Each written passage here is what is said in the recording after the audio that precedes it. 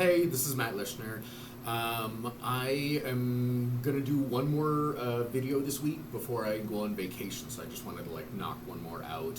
And I want to kind of keep going with the theme of what we've been talking about already, which is trauma, which is my thing. It's my thing that I specialize in, the thing that I enjoy treating the most. What I want to talk about is how trauma affects the body and kind of what we can do about it, or what are some things that we can do with that. So the first thing is this: if you've ever heard of Bessel van der Kolk, and if I'm mispronouncing that, and I probably am, you can correct me in the comments, or Bessel, if you're watching this, I'm a big fan of yours, call me. He wrote an amazing book called The Body Keeps the Score, and in it he uses some vignettes, some examples from actual patients, and he goes into sort of why and where and what is going on with body pain related to trauma. And if you're totally unfamiliar with this concept, I'll just say this: people who have been through significant trauma often also have significant what we call somatic symptoms. So what are somatic symptoms? Pain in your body, pain that feels like it's in your organs, phantom pain if you're missing a limb sometimes. There are a lot of different ways that we feel discomfort because of trauma. Why does this happen? The short answer is it's complicated. The long answer is it's going to take me forever, and the medium answer is this. When someone has been through trauma, or when someone is going through trauma, their body and their brain goes into something called fight or flight. You've probably heard of fight or flight, but just to give you some background if you haven't, fight or flight is really a shorter way of describing something that has many different actual presentations in your actual life, but we call it fight or flight because in theory you do one or the other. So basically the idea is this: you are faced with something, some kind of challenge, danger, fright, whatever. In general, for it to be a trauma, it has to either be life-threatening or you have to believe that it could be life-threatening, and that is typically enough to get your fight or flight going.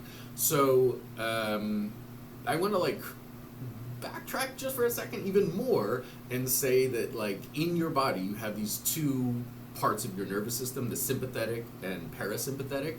The sympathetic nervous system works like this: you are out in the world, you are given a stimulus, and you react. That's it. It's just that simple. But how you react in many ways can affect how you subsume that trauma. So with the sympathetic nervous system, we see something, it causes a reaction, and that is our fight or flight. Just to close the loop, the parasympathetic system is the brake on the sympathetic nervous system. So the sympathetic nervous system is what takes off. It's the gas that causes our stress response, and then the parasympathetic is the brakes. It calms things down. It releases a lot of this stuff called GABA, which is what makes Xanax awesome, what makes Klonopin addictive. It's it calms you down immediately. It's absolutely it's like the brakes, just like in a car. If you push the gas and the brakes at the same time, the brakes are going to win. And if your parasympathetic nervous system is what we call toned, or your sympathetic nervous system has low tone, then it'll be easy for you to calm down. If your sympathetic has a high tone, it's going to be harder for you to calm down. So let's get back to fight or flight. Sympathetic nervous system notices something. We now are in a trauma response. We're now in fight or flight.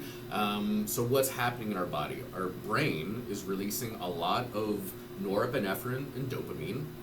Your blood is moving away from your organs to your arms and legs in your brain.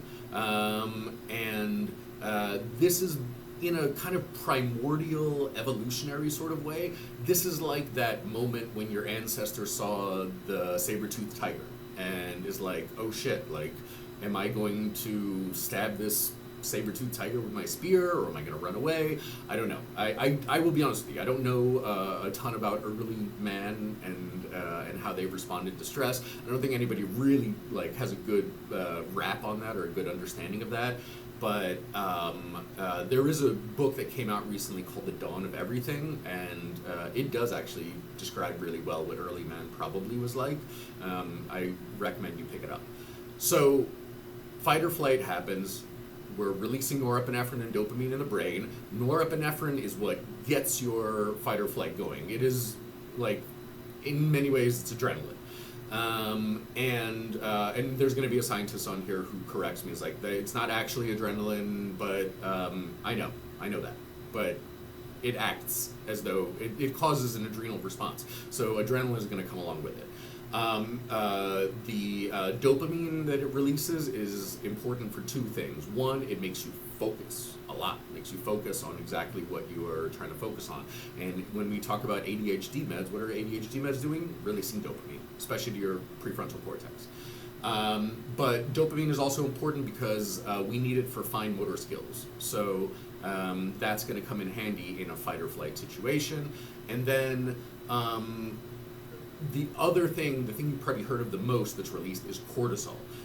Cortisol is sort of a byproduct of adrenaline and also gets more adrenaline pumping.